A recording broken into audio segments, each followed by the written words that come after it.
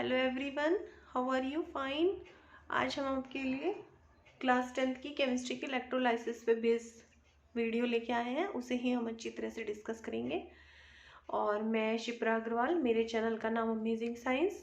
Please like करना, share करना और सब्सक्राइब करना मत भूलिएगा। जो भी नए आपके दोस्त हैं जिनको कोई भी टॉपिक समझ में नहीं आता, तो जिन्होंने चैनल को सब्सक्राइब कर रखा है, प्लीज़ वो अपने ग्रुप में ज़रूर शेयर करें, ताकि ये थोड़ा सा टफ टॉपिक है इलेक्ट्रोलाइसिस, वो दूसरे बच्चे भी इससे बेनिफिट पा सकें और आसानी से समझ सकें। ओके, चलिए ठीक है, स्टार्ट करते हैं। आइए, इलेक्ट्रोलाइसिस दो शब्दों से मिलकर बना है, इलेक्ट्रो प्लस लाइसिस। इलेक्ट्रो का मतलब होता है फ्लो ऑफ इलेक्ट्रॉन, और उसे ही हम इलेक्ट्रिसिटी कहते हैं। और लाइसिस का मतलब होता है सेपरेटिंग।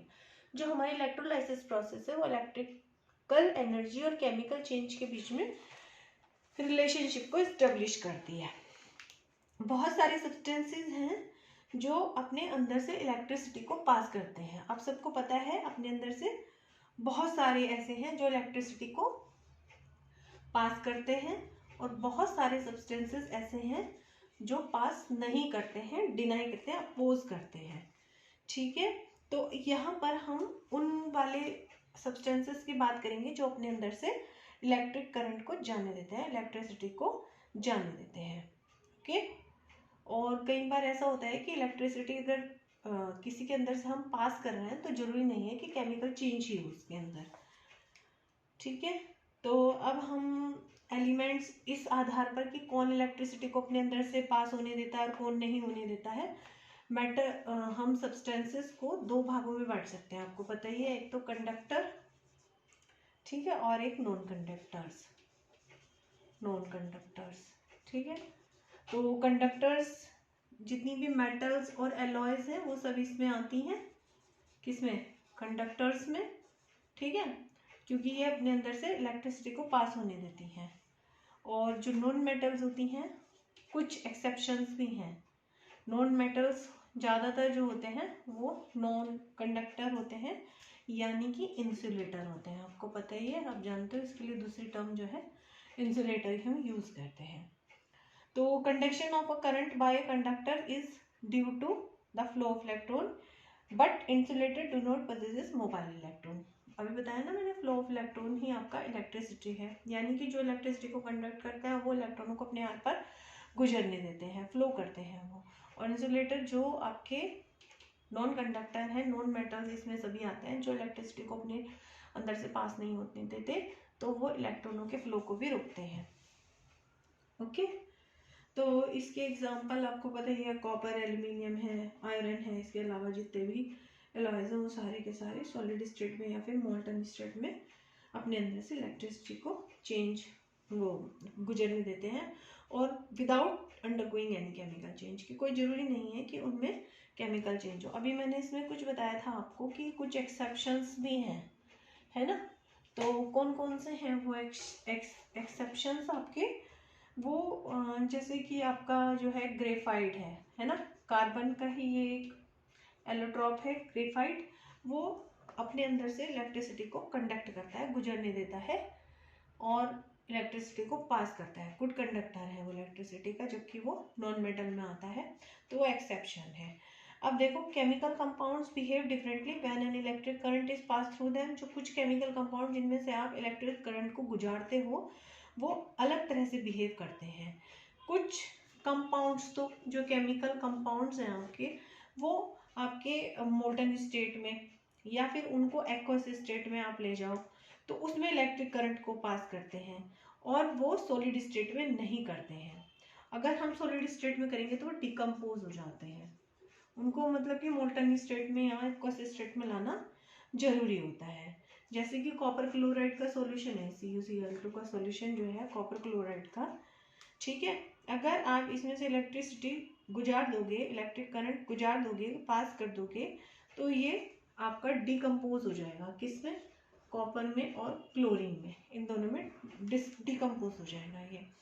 तो इस तरह के जो कंपाउंड होते हैं, अगर आप इनको सॉलिड में कर रहे हो, अब आपने इसका एक्वस सॉल्यूशन बना लिया। एक्वस सॉल्यूशन तो आपको पता ही होगा कि when we dissolve any salt in water then we found its aqueous solution. ठीक है, तो जो एक्वस सॉल्यूशन होता है, एक्वस स्टेट होती है, अगर उसमें से आप इस केमिकल कंपाउंड में इलेक्ट्रिसिटी को पास करते हो तो वो इलेक्ट्रिक करंट को अपने अंदर से गुजरने देता है, कंडक्ट करता है उसे, तो तब हम इसे इलेक्ट्रोलाइट कहते हैं। क्या कहते हैं? इलेक्ट्रोलाइट। यानी कि वो सब्सटेंसेस या वो chemical substances, chemical compound which conduct electric current in molten or aqueous state are called electrolytes. Okay, but अगर वो solid state में है, some compound do not conduct electric current at all. कुछ compounds ऐसे भी हैं, चाहे आप उनको aqueous में ले आओ, molten में ले आओ या फिर solid में रखो, वो अपने अंदर से इलेक्ट्रिसिटी को पास नहीं होने देते, उन्हें हम नॉन इलेक्ट्रोलाइट्स कहते हैं। क्या कहते हैं? Non electrolytes. ठीक है, दो तरह के कंपाउंड हो गए, वही इसी तरह से हो गए ना जैसे कंडक्टर हो गए। तो इसका एग्जांपल आप शुगर सॉल्यूशन ले सकते हो। शुगर सॉल्यूशन जो है आपका नॉन इलेक्ट्रोलाइट का एग्जांपल है। ठीक है, अब हम मेटलिक कंडक्टर और इलेक्ट्रोलाइटिक कंडक्टर में डिफरेंस देखेंगे। भाई मेटल और जो है आपका आपने बनाया था, जैसे कॉपर है, कॉपर का वायर है, तो वो मेटालिक कंडक्टर हो गया। लेकिन कॉपर सल्फेट को यदि आपने, जैसे आप सपोज करिए कॉपर ले लिया आपने और कॉपर सल्फेट ले लिया है ना, इसका सॉल्यूशन ले लिया आपने, और ये मेटल ले लिया आपने, मेटल कॉपर वायर है ना, तो ये दो चीजें ले ली आपने, तो इनमें देखते हैं कि कैसे होता है। Flow of current consist of a single stream of electrons flowing from the negative pole to the positive pole.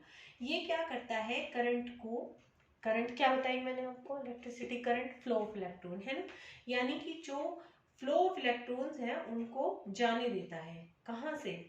Negative पोल से पॉजिटिव की तरफ, नेगेटिव से पॉजिटिव की तरफ।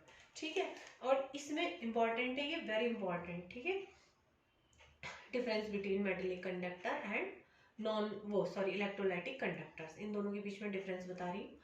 जो इलेक्ट्रोलाइटिक कंडक्टर्स है, जिसका एग्जांपल मैंने कॉपर सल्फेट सॉल्यूशन लिया है आपके लिए, इसमें flow of electron consist of two stream. इसमें तो एक स्ट्रीम में गुजरते हैं, बस इस तरह से ऐसे जाते रहते हैं ये, लेकिन इसके अंदर टू स्ट्रीम्स होती हैं, टू स्ट्रीम्स। एक तो पॉजिटिव कैटायंस होते हैं जो निगेटिव कैथोड से आते हैं, और दूसरे नेगेटिव एनायंस होते हैं जो पॉजिटिव एनोड की तरफ जाते हैं। ठीक है, क्या बताया मैंने? इसमें इलेक्ट्रॉनों की टू स्ट्रीम्स होती हैं। ठीक है, दोबारा से ध्यान से सुनिएगा, दो स्ट्रीम्स होती हैं, एक तो पॉजिटिव कैटायंस होते हैं, पॉजिटिव कैटायंस, और दूसरे आपके नेगेटिव एनायंस होते हैं। ठीक है, पॉजिटिव कैटायंस और दूसरे आपके क्या बताया मैंने? नेगेटिव एनायंस होते हैं।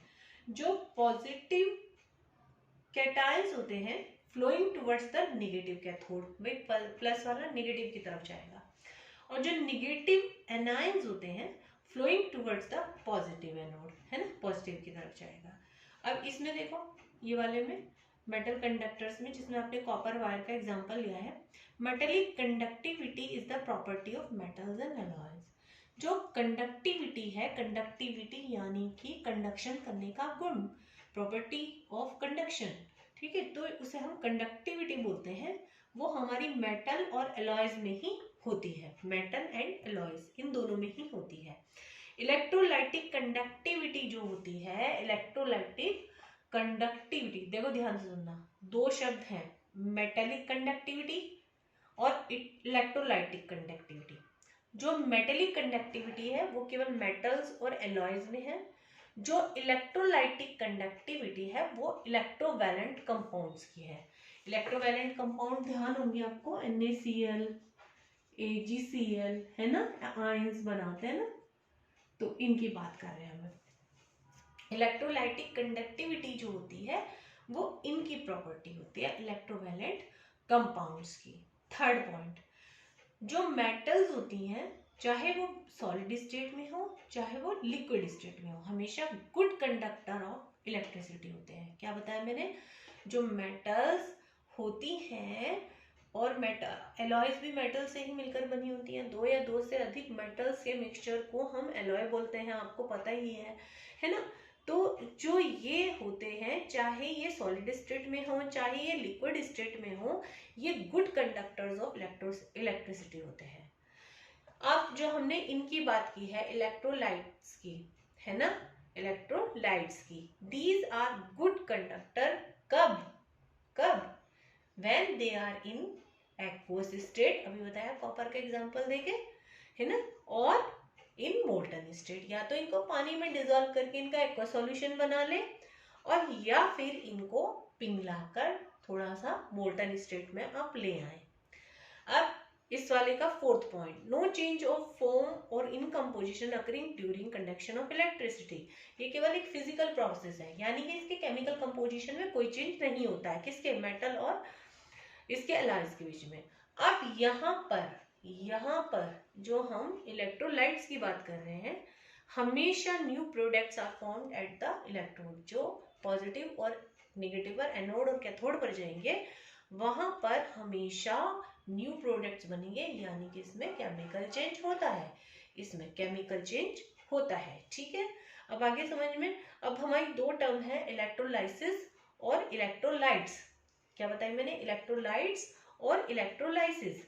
Electrolytes are compound which either in aqueous solution or in molten state allow electric current to pass through them, यानी कि इलेक्ट्रोलाइट्स वो कंपाउंड होते हैं जो अपने अंदर से इलेक्ट्रिसिटी को गुजरने देते हैं जब वो केवल लिक्विड या एक्वस या मोल्टन स्टेट में होते हैं। ठीक है, ओके। और ये सॉल्यूशंस किसके होते हैं, एसिड्स के होते हैं या एल्कलीज के होते हैं, जब आप इनको एक्वस स्टेट में लाते हो या मोल्टन स्टेट में लाते हो।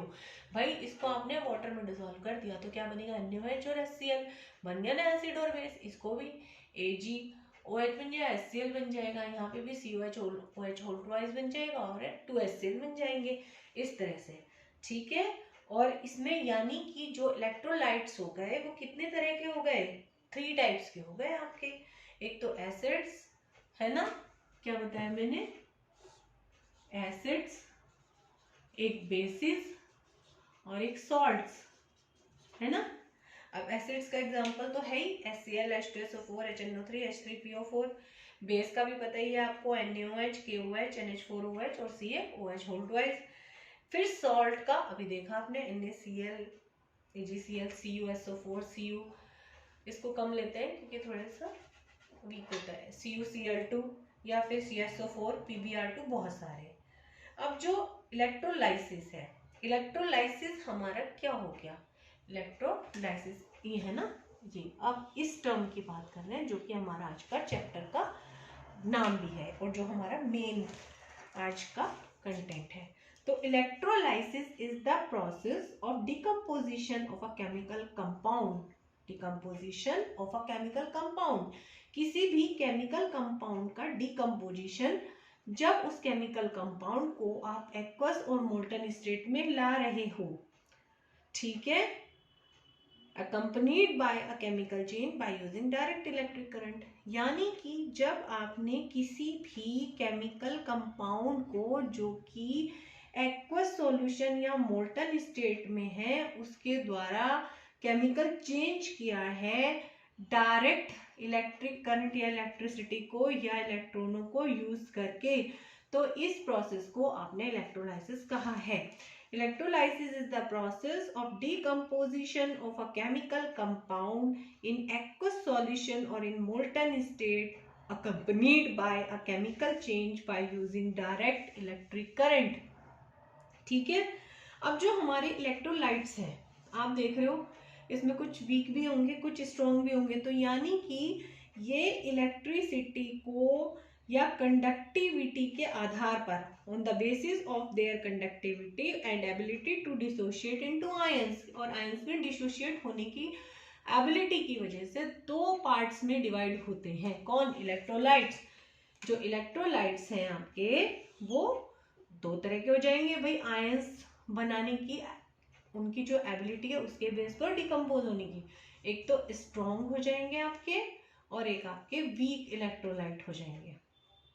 क्या हो जाएंगे, strong electrolytes and weak electrolytes. ठीक है, अब हम इन दोनों के बारे में थोड़ा सा डिफरेंस के आधार पर देखते हैं कि जो हमारे स्ट्रॉन्ग इलेक्ट्रोलाइट्स हैं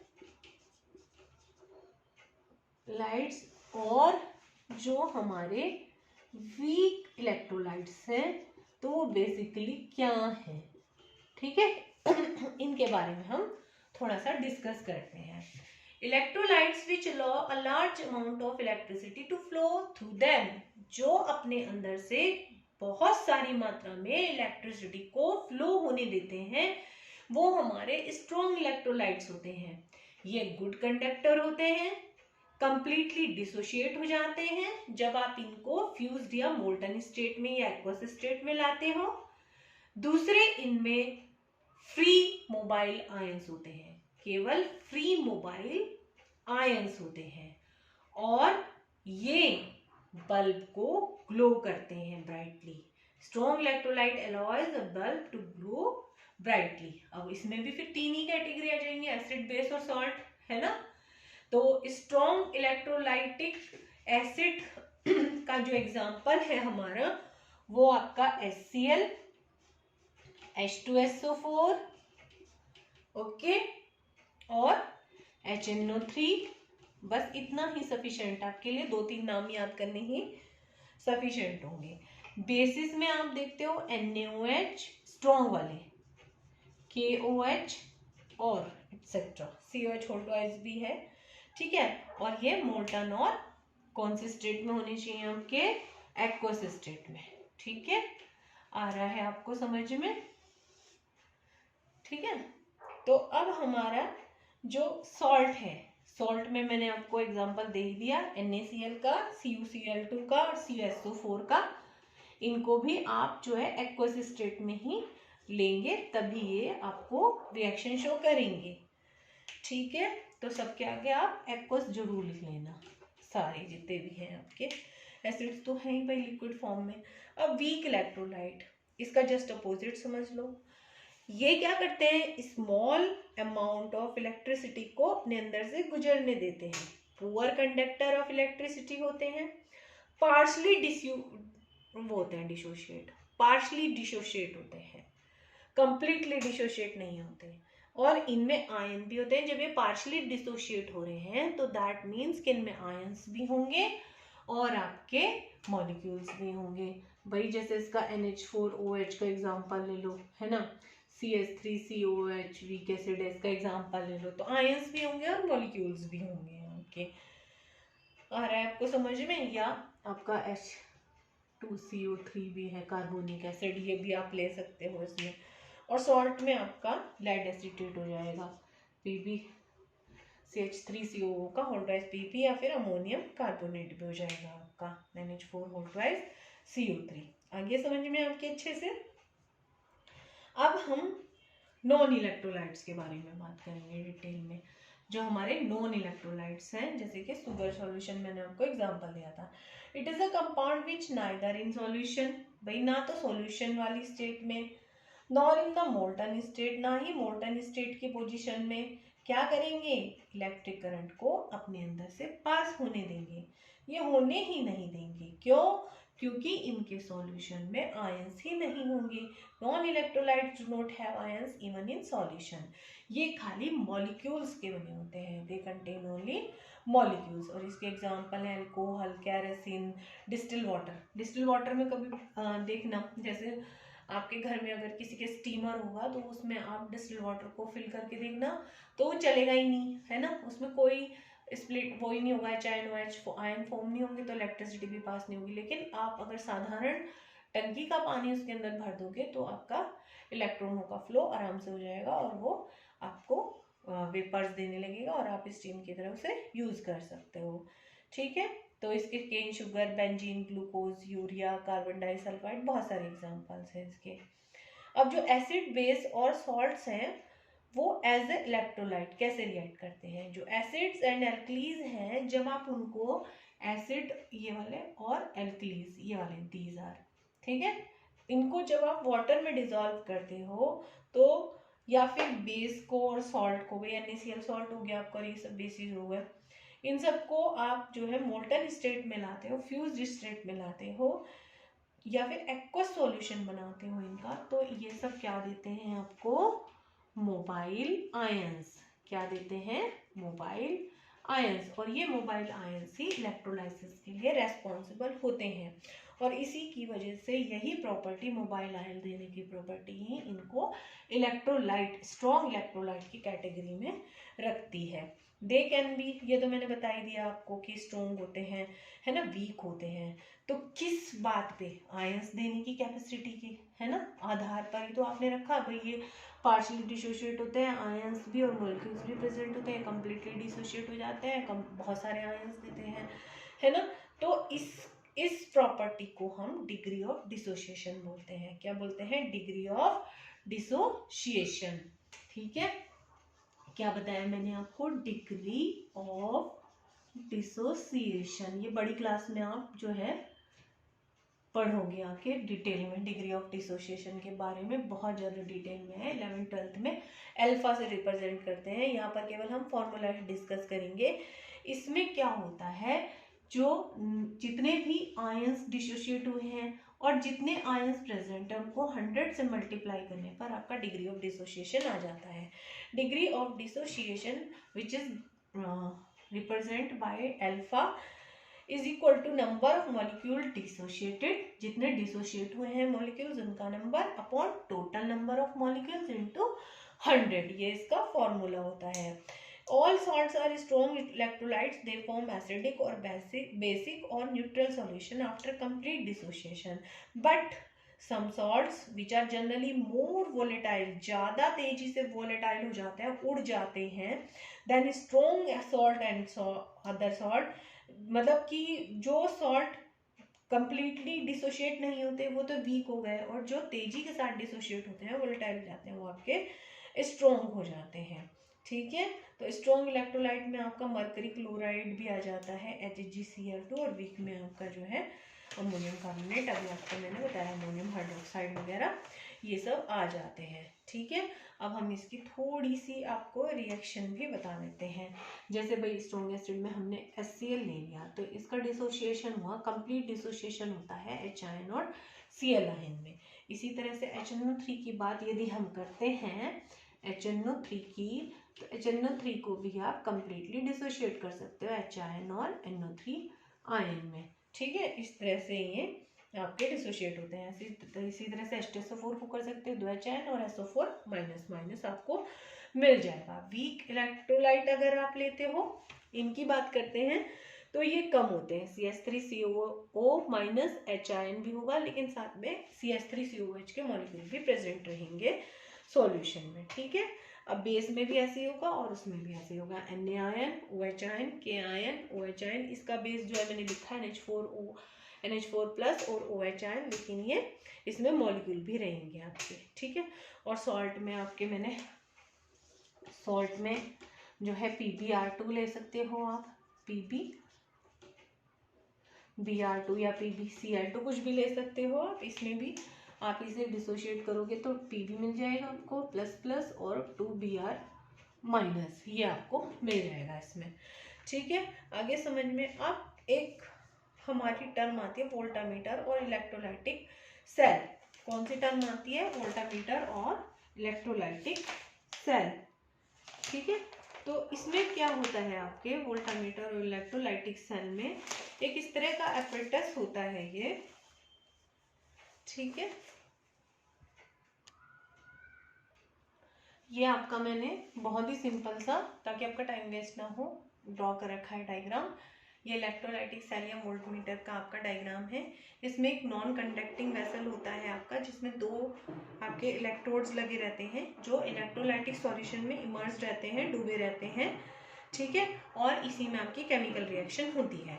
electrolytic cell require an outside source of electricity, और वो आउटसाइड सोर्स हमने इलेक्ट्रिसिटी का किससे दिया है? DC। इसमें एक बैटरी लगा दी, ताकि कि आयंस का जो मूवमेंट है वो इन दोनों इलेक्ट्रोड्स के बीच में स्टार्ट हो सके और केमिकल चेंज हो सके। ठीक है, तो ये आपका जो इलेक्ट्रिकल एनर्जी है उसको केमिकल एनर्जी में चेंज करता है। यही आपका इलेक्ट्रोलाइटिक सेल है या वोल्टामीटर है। एक होता है आपका इलेक्ट्रोकेमिकल सेल। इसमें उल्टा होता है, जो केमिकल एनर्जी होती है, केमिकल एनर्जी, उसको वो इलेक्ट्रिकल एनर्जी में कन्वर्ट कर देता है, जैसे कि वोल्टेइक सेल है, डेनियन सेल वगैरह है, ये बड़ी क्लासेस में पढ़ोगे और थोड़ा बहुत फिजिक्स में है इसके बारे में, ठीक है। इसके बाद है इलेक्ट्रोड्स। ये इलेक्ट्रोड्स हैं आपके टू मेटल प्लेट्स और वायर्स और ग्रेफाइट रोड्स या फिर गैस कार्बन रोड हम यहाँ पर यूज कर सकते हैं। ये इलेक्ट्रोलाइट में डूबे रहते हैं और इनमें से करंट जो है आपकी गुजरती है और इलेक्ट्रोलाइटिक सेल को पूरा का पूरा सर्किट बनाती है। इन्हें ही हम इलेक्ट्रोड कहते हैं। दो तरह के होते हैं, एक तो एनोड होता है आपका, ए से रिप्रेजेंट किया है मैंने, और एक कैथोड होता है, ऐसे सी से रिप्रेजेंट किया है। तो देखो the electrode connected to the positive terminal, जो बैटरी के पॉजिटिव टर्मिनल से अटैच होता है वो आपका एनोड कहलाता है। जो बैटरी के नेगेटिव टर्मिनल से आपका अटैच होता है वो आपका कैथोड कहलाता है। यहाँ पे आप इसको ऐसे शो कर सकते हो, ठीक है। अब एक बात ध्यान रखनी है कि जैसे ही आप जो है बैटरी को ऑन करते हो, the current is turned on, the cathode becomes the negative electrode by which electrons enter the, यहां से कैथोड से इलेक्ट्रॉन कहां जाते हैं, इलेक्ट्रोलाइट में, ठीक है। And the anode becomes the positive electrode by which electron leaves the electrolyte, इसके थ्रू ये इलेक्ट्रॉन छोड़ते हैं, ठीक है। तो आपको ये बात ध्यान रखनी है। एनोड का मतलब होता है पॉजिटिव ADD, ए से आप ध्यान रखेंगे, एनोड ADD, ऐड करना, पॉजिटिव जोड़ रहा है ये, है ना। और कैथोड का आपका होता है निगेटिव। और जो एनोड है जब वो पॉजिटिव है तो उस पर कौन जाएगा, एनायन जाएंगे। एनायन पे कैसा चार्ज होता है, माइनस का चार्ज होता है नी, यानी कि ए से ए पर, है ना, एनायन जाएंगे एनोड पर। एनायन पे कैसा चार्ज है, नेगेटिव, और एनोड कैसा है आपका, पॉजिटिव। अब ठीक है, कैटायन टू कैथोड, है ना, कैटायन पे कैसा चार्ज है, पॉजिटिव, और कैथोड पे कैसा है, नेगेटिव। आ रहा है आपको समझ में, ठीक है। तो जो कैटायंस हैं आपके वो कहाँ जाएंगे, वो कैथोड पर जाएंगे। अब इन दोनों में डिफरेंस देखिएगा, एनोड और कैथोड में। एनोड जो होता है, it is the electrode connected to positive terminal of the battery, positive terminal से बैटरी के जुड़ा होता है। इस पर एनायंस जाते हैं, एनायंस माइग्रेट टू एनोड, और ये ऑक्सीडाइजिंग इलेक्ट्रोड है, यानी कि ऑक्सीडेशन की जो प्रोसेस है वो कहाँ पर होती है, एनोड पर होती है। अब कैथोड के बारे में देखिएगा, सी से प्रेजेंट किया है मैंने यहाँ पर। It is the electrode connected to negative terminal of the battery, battery के नेगेटिव टर्मिनल से जुड़ा है। इस पर कैटायंस जाते हैं, cations migrate to cathode, reducing cathode, it is reducing cathode electrode, reduction takes place at cathode, इस पे रिडक्शन की प्रोसेस होती है। अब आयंस, जो आयंस इसमें प्रेजेंट होते हैं, the atoms or group of atoms which carry a positive और negative charge known as ions. आपको पता है Na plus ion, Cl minus ion, आप जानते हो अच्छे से। यानी कि वो एटम जो पॉजिटिव चार्ज ले आते हैं उनको हम कैटायंस कहते हैं, C प्लस, और जो नेगेटिव चार्ज ले आते हैं, माइनस से रिप्रेजेंट करते हैं, उन्हें हम एनायन कहते हैं। The charge on an ion positive और negative is equal to the valency of the atom or the ion. जो नेगेटिव और पॉजिटिव चार्ज की वैल्यू है वो उनकी वैलेंसी के बराबर होती है, किसकी, आयन की या फिर एटम की। अब कैटायन और एनायन में डिफरेंस देखो। कैटायन पॉजिटिवली चार्ज आयन होते हैं, ठीक है, migrate to cathode during electrolysis, cathode की तरफ जाते हैं, ठीक है। दूसरा, gain electron from the cathode and get reduce to become a neutral, electron gain करते हैं, लेते हैं, और रिड्यूस होकर न्यूट्रल एटम में कन्वर्ट हो जाते हैं। ये एनायन का देखो, anions are negatively charged ions migrate to the anode during electrolysis, electrolysis के दौरान ये एनोड की तरफ जाते हैं, लूज करते हैं इलेक्ट्रॉन को to the anode and get oxidised, और क्या होते हैं, ये ऑक्सीडाइज्ड हो जाते हैं ताकि ये न्यूट्रल एटम में कन्वर्ट हो सके and become a neutral atom, ठीक है। तो Na plus, Ca plus plus, Al plus plus plus इसके एग्जाम्पल हैं, और PO4 minus minus minus, Cl minus, SO4 minus minus, OH minus, ये इसके एग्जाम्पल हैं। अब मैंने दो प्रोसेस और बताई आपको, ऑक्सीडेशन एंड रिडक्शन। तो ऑक्सीडेशन में क्या होता है, oxidation is a process in which an atom or an ion loses electron. Oxidation आपकी वो प्रोसेस होती है जिसमें कि इलेक्ट्रॉन का लॉस करता है, कौन, एटम और आयन, ठीक है, इलेक्ट्रॉनों को लॉस करता है, ठीक है। तो आप जो है ये भी कह सकते हो कि रिमूवल ऑफ हाइड्रोजन, कहीं से हाइड्रोजन यदि हट रही है तो भी ऑक्सीडेशन हो रहा है। और जिनका, ठीक है, फिर ये ऑक्सीडाइजिंग एजेंट होते हैं। ऑक्सीडाइजिंग एजेंट क्या? An oxidising agent is one that oxidises other substance, जो किसी को ऑक्सीडाइज करते हैं वो ऑक्सीडाइजेशन एजेंट है, यानी कि जिनका ऑक्सीडेशन जो कर रहे हैं। An oxidizing agent is one that oxidizes other substance by either accepting electron or by providing oxygen or an electronegative ion, यानी कि हाइड्रोजन को हटाना, रिमूवल ऑफ हाइड्रोजन। तो ये सारे के सारे आपके क्या होते हैं? ऑक्सीडाइजिंग एजेंट होते हैं, जो रिडक्शन करते हैं, जो मतलब जिनका रिडक्शन हो रहा है वो आपके ऑक्सीडाइजिंग एजेंट हैं, जिनका ऑक्सीडेशन हो रहा है वो आपके रिड्यूसिंग एजेंट्स हैं। ठीक है, तो अब रिडक्शन देख लो, रिडक्शन इसका अपोजिट हो जाएगा। Reduction is defined as a process in which, reduction में क्या बताया मैंने आपको कि रिडक्शन वो प्रोसेस हो जाएगी जिसमें कि N atom or an ion gains electron, इसमें तो लूज करते हैं लूज, और इसमें गेन करते हैं क्या? इलेक्ट्रॉन। कौन? आयन और कोई भी एटम। ठीक है, आ रहा है समझ में आपको? इनके एग्जाम्पल आप देख सकते हो भाई। ऑक्सीडेशन के जो एग्जाम्पल हैं जैसे कि Zn है, जिंक है ना। जिंक क्या करता है? 2 इलेक्ट्रॉनों को दे देता है और जिंक के ऊपर 2 पॉजिटिव चार्ज आ जाते हैं। इसी तरह से आपको पता ही है सल्फर है, 2 इलेक्ट्रॉन ले लेगा, ठीक है, और इसके ऊपर -2 चार्ज आ जाएगा।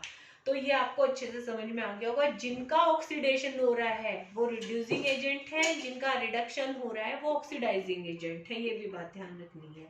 इसमें removal of hydrogen, addition of oxygen, इसमें एडिशन ऑफ हाइड्रोजन और रिमूवल ऑफ ऑक्सीजन एटम होता है। ठीक है, इस तरह से आपको ये ध्यान रखने हैं। और इतना ही मैं आपको जो है इसमें थोड़ा सा इलेक्ट्रोलाइटिक डिसोसिएशन जो होता है उसमें एक आर्नियस साइंटिस्ट थे, उन्होंने भी आयनिक थ्योरी दी थी। उन्होंने ये कहा था कि जब भी किसी इलेक्ट्रोलाइट को आप पानी में डिसॉल्व करते हो तो फ्री मोबाइल आयंस, कैटायंस और एनायंस बनते हैं और वही इलेक्ट्रिक करंट को फ्लो करने के लिए रेस्पॉन्सिबल होते हैं। सभी आयंस के ऊपर कुछ ना कुछ इलेक्ट्रिक चार्ज होता है और वो फ्लो ऑफ इलेक्ट्रॉन्स के लिए रेस्पॉन्सिबल होते हैं थ्रू द सॉल्यूशन। कंडक्टिविटी जो इलेक्ट्रोलाइट की होती है वो कंसंट्रेशन के ऊपर डिपेंड करता है कि आपने सॉल्यूशन कौन सी कंसंट्रेशन का, कितनी कंसंट्रेशन का बनाया है और आयन कैसी कंसंट्रेशन वाले लिए हैं। ठीक है, हमेशा नंबर ऑफ पॉजिटिव चार्जेस जो होंगे वो नंबर ऑफ नेगेटिव चार्जेस के इक्वल होंगे इन सॉल्यूशन, तभी यानी कि हम क्या कह सकते हैं कि सॉल्यूशन हमेशा इलेक्ट्रोलाइटिक इक्विलिब्रियम में होगा। यानी कि जो equilibrium is also established between the un-ionised molecules and the ions produced. जो वीक वाले हैं जिनमें कि आयंस और मॉलिक्यूल्स दोनों प्रेजेंट थे उनमें भी यही सिचुएशन रहेगी। ठीक है, तो ये बात आपको ध्यान रखनी है। जो नॉन इलेक्ट्रोलाइट्स हैं जैसे कि शुगर सॉल्यूशन और बेंजीन, उनमें कोई आयनाइजेशन नहीं होता, उनमें केवल मॉलिक्यूल्स ही होते हैं। और आपको मैंने बताया था कि जो डिग्री ऑफ डिसोसिएशन होती है अल्फा से रिप्रेजेंट करते हैं, is the extent to which an electrolyte dissociate और ब्रेक अप इनटू आयंस। ठीक है, अब जो मॉडर्न कंसेप्ट है उसमें और आर्नियस की थ्योरी में क्या डिफरेंस है? आर्नियस ने ये माना था कि वाटर आयनाइजेस इलेक्ट्रोलाइट, कि वाटर करता है किसी भी इलेक्ट्रोलाइट को आयनाइज, लेकिन जो है आपका मॉडर्न कॉन्सेप्ट है उसमें ये माना जाता है कि electrolytes are ionic even in solid state and their ions are held by strong electrostatic force which make them mobile. Water render these ions mobility by breaking the electrostatic force। यानी कि modern theory में ये मानते हैं कि जब electrolyte solid state में होते हैं तो उनके बीच में बहुत स्ट्रॉन्ग इलेक्ट्रोस्टैटिक फोर्स पाए जाते हैं, इस वजह से वो इलेक्ट्रिसिटी को कंडक्ट नहीं करते। लेकिन जब आप उनको वाटर में डिसॉल्व कर देते हो या मोल्टन स्टेट में या एक्वस स्टेट में ले आते हो तो जो उनके इलेक्ट्रोस्टैटिक फोर्स है किसके? इलेक्ट्रोलाइट के बीच के एटम्स में। ठीक है, जो इसके एटम्स हैं जिनसे कि इलेक्ट्रोलाइट बना हुआ है, इनके बीच में जो इलेक्ट्रोलाइटिक फोर्सेस हैं वो टूट जाते हैं। ठीक है, ब्रेक हो जाते हैं और उसी वजह से आयंस बनते हैं और आयंस की मोबाइल करते हैं, यानी कि वो फिर इलेक्ट्रॉनों को प्रोड्यूस करते हैं। ठीक है, तो ये आपके बहुत सारी चीजें हैं जो हमने आपसे आज डिस्कस की हैं। कंडक्शन इन कंपाउंड्स, जितने भी इलेक्ट्रोवैलेंट कंपाउंड्स होते हैं उनमें आपको बताया था मैंने अपोजिटली चार्ज आयंस होते हैं, जैसे NaCl का सॉल्यूशन हो गया है ना, तो उसमें Na आयन और Cl आयन जब वो सॉलिड फॉर्म में होते हैं उनके बीच में स्ट्रॉन्ग इलेक्ट्रोस्टैटिक फोर्स होते हैं अट्रैक्शन के। ठीक है, तो वो टूटेंगे नहीं, लेकिन जैसे ही आप उनको वाटर में डिसॉल्व करते हो या मेल्ट करते हो तो forces of attraction between their ions are broken and the ions then move about and conduct electricity, जैसे कि HCl, NH3 ये सब आपके।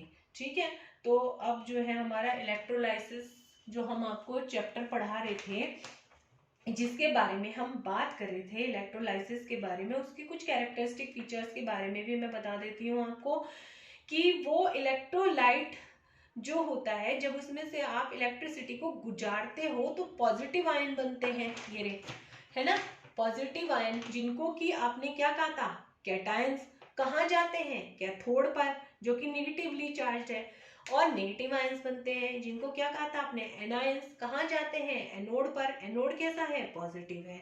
और जो नंबर ऑफ इलेक्ट्रॉन्स हैं दोनों के, जो भी इसमें लॉस हुआ इलेक्ट्रॉनों का या फिर इलेक्ट्रॉनों का गेन हुआ है वो हमेशा कैसा होगा, इक्वल होगा दोनों के अंदर। तो products of electrolysis are formed at the anode, जो एनोड और कैथोड पर बन रहे हैं एक्सचेंज ऑफ इलेक्ट्रॉनों की वजह से, वो कैसे होंगे, वो हमेशा आपको इन इलेक्ट्रोड की सरफेस पर मिलेंगे। केवल हाइड्रोजन गैस ऐसी होती है जो आपकी लिबरेट हो जाती है कैथोड पर, यहाँ पर लिबरेट हो जाती है कैथोड पर, इसलिए हम हाइड्रोजन को इलेक्ट्रोपॉजिटिव एलिमेंट कहते हैं। Only non metals are liberated at the anode, जो नॉन मेटल होते हैं वो आपके एनोड पर लिबरेट होते हैं, इसलिए हम उनको इलेक्ट्रोनेगेटिव एलिमेंट्स कहते हैं। The mass of a substance produced at N electrode during electrolysis, जितना भी यहाँ पर मास प्रोड्यूस हो रहा है इलेक्ट्रोलाइसिस के दौरान वो किसके प्रोपोर्शनल होता है, जितनी आपने इलेक्ट्रिसिटी इसमें से गुजारी है, इलेक्ट्रोलाइट में से जितनी इलेक्ट्रिसिटी आपने गुजारी है। The mass of a substance produced at an electrode during electrolysis is proportional to the quantity of electricity passing through the electrolyte, और यही आपका फैराडे का इलेक्ट्रोलाइसिस का नियम है, फैराडेज लॉ ऑफ इलेक्ट्रोलाइसिस इसे ही कहते हैं। अब देखो इसमें ऑक्सीडेशन भी हो रहा है, रिडक्शन भी हो रहा है, तो दोनों एक साथ हो रहे हैं, तो यानी कि ये आपकी रिडॉक्स रिएक्शन हो गई। ठीक है, तो इलेक्ट्रोलाइसिस कैसी रिएक्शन है, रिडॉक्स रिएक्शन है, बिकॉज ऑक्सीडेशन और रिडक्शन दोनों साइमल्टेनियसली होते हैं। The reaction at the cathode, cathode पर आपके रिडक्शन ऑफ कैटायंस होता है, क्यों, क्योंकि ये इलेक्ट्रॉनों को गेन कर रहे हैं, ठीक है, और न्यूट्रल एटम में कन्वर्ट हो रहे हैं। उसके अलावा एनोड पर आपके ऑक्सीडेशन ऑफ एटम्स होता है, क्यों, क्योंकि ये लॉस कर रहे हैं इलेक्ट्रॉनों का और न्यूट्रल में कन्वर्ट हो रहे हैं। ठीक है, अब आपको अच्छे से ये समझ में आ गया होगा, है ना। तो जिंक का मैंने ZnS का आपको एग्जांपल देके बता भी दिया है, तो पूरी रिएक्शन आप ऐसे लिख सकते हो Zn ++ SS - is equal to ZnS। ठीक है, उल्टा भी कर सकते हो, ZnS is equal to Zn ++ SN S-। ठीक है, कोई जरूरी नहीं है NaCl का एग्जांपल लेके आप करो, कुछ भी लेके कर सकते हो। अब इसमें जो द ऑल्टरनेटिंग करंट AC जिसे कहते हैं डज नॉट कोज, अगर आप इसमें, मैंने पहले बताया था DC इसीलिए बेटर लगाइए, अगर आप इसमें AC देते हो, अल्टरनेटिंग करंट प्रोवाइड करते हो, does not cause any chemical change, क्यों, क्योंकि ये इलेक्ट्रोलाइसिस कर ही नहीं पाएगी, does not help electrolysis to occur. तो हमेशा जो इलेक्ट्रोलाइसिस है या इलेक्ट्रोलाइटिक सेल है वो तभी वर्क करेगा जब आप बैटरी लोगे और उसमें DC करंट आप दोगे, तभी ये वर्क करेगा। ठीक है, तो इलेक्ट्रोलाइटिक डिसोसिएशन आपको समझ में आ गया। The process due to which an ionic compound, कोई भी एक आयनिक कंपाउंड, यहाँ पे अब हम NaCl की बात कर रहे हैं, जो इजी है, बुक में दे रखा है, इसी का एग्जांपल आपका अच्छे अच्छे से उसने समझा रखा है। तो ये Na आयन और Cl माइनस आयन से बना है। तो ये इस तरह से आपका शो कर रखा है बुक में। मैं भी ऐसे ही शो करके आपको दिखा रही हूँ। ये इस तरह से उन्होंने कुछ आपका शो कर रखा है, जस्ट लाइक दैट। ठीक है, तो आप अच्छे से इसे देख सकते हो, समझ में आ रहा होगा आपको। Na प्लस है, Cl माइनस है, इस तरह से उन्होंने, ठीक है। तो इसमें जो है the process due to which an ionic compound dissociate into ions in the fused state or in aqueous state is called electrolytic dissociation। ठीक है, जो सॉलिड स्टेट में सोडियम क्लोराइड होता है वो फ्री आयंस नहीं देता है। क्यों? क्योंकि ये जो Na और Cl है वो स्ट्रॉन्ग इलेक्ट्रोलाइटिक फोर्स के द्वारा आपस में बहुत मजबूती के साथ बंधे होते हैं और इसीलिए ये इलेक्ट्रिसिटी को कंडक्ट नहीं करते हैं, क्योंकि इस स्टेट में इनके पास फ्री आयंस नहीं है। लेकिन जब आप इनको फ्यूज स्टेट में या फिर मोल्टन स्टेट में लाते हो तो Na प्लस और Cl माइनस में कन्वर्ट हो जाता है।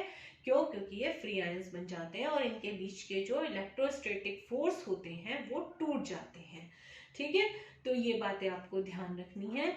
एक इसमें आयनाइजेशन होता है, कुछ कोवेलेंट मॉलिक्यूल्स जैसे कि HCl हो गया आपका, कुछ कोवेलेंट मॉलिक्यूल्स जैसे कि HCl हो गया आपका। तो HCl जो है आपका वो पोलर कोवेलेंट कंपाउंड कन्वर्ट हो जाता है आयंस में जब हम उसे वाटर सॉल्यूशन में कन्वर्ट करते हैं। यानी कि जब हम किसी भी कोवेलेंट मॉलिक्यूल को जो आयन से बना हुआ नहीं होता, लेकिन जब हम उसे पानी में डिसॉल्व करते हैं वो आयंस देता है, तो वो तब इलेक्ट्रिसिटी को कंडक्ट कर सकता है। क्यों? क्योंकि उसके ऊपर पॉजिटिवली चार्ज एक पे और पार्शली पॉजिटिवली चार्ज और एक दूसरे पे पार्शली नेगेटिवली चार्ज आ जाता है। तो आयनाइजेशन और डिसोसिएशन में अंतर है। आयनाइजेशन में formation of positively negatively charge ions from molecules जब वो आयनिक स्टेट में नहीं होते हैं, लेकिन डिसोसिएशन में वो सेपरेट हो जाते हैं। पोलर कोवेलेंट कंपाउंड्स इसी में आते हैं, आयनाइजेशन होता है उनका, और इलेक्ट्रोवेलेंट कंपाउंड का हमेशा डिसोसिएशन होता है। पोलर कोवेलेंट कंपाउंड का एग्जांपल HCl है और उसका डिसोसिएशन वाले कंपाउंड का जो एग्जांपल है वो KCl है। बस आज की वीडियो में हम इतना ही रखते हैं। थोड़ा सा देखो वीडियो लेंथी जरूर हो गई है, बट डोंट वरी, अच्छे से मैंने आज आपको बहुत अच्छे से समझाने की कोशिश किया और आई होप कि आपको ये अच्छे से समझ में आ गया होगा। इलेक्ट्रोलाइसिस वाला पूरा टॉपिक हमारा यहीं खत्म हो जाता है। तो प्लीज़ शेयर करें, लाइक करें और चैनल को सब्सक्राइब करें। जो भी नए बच्चे मेरी वीडियोज़ देख रहे हैं ज़्यादा से ज़्यादा चैनल को सब्सक्राइब करें। Okay bye, thank you, take care.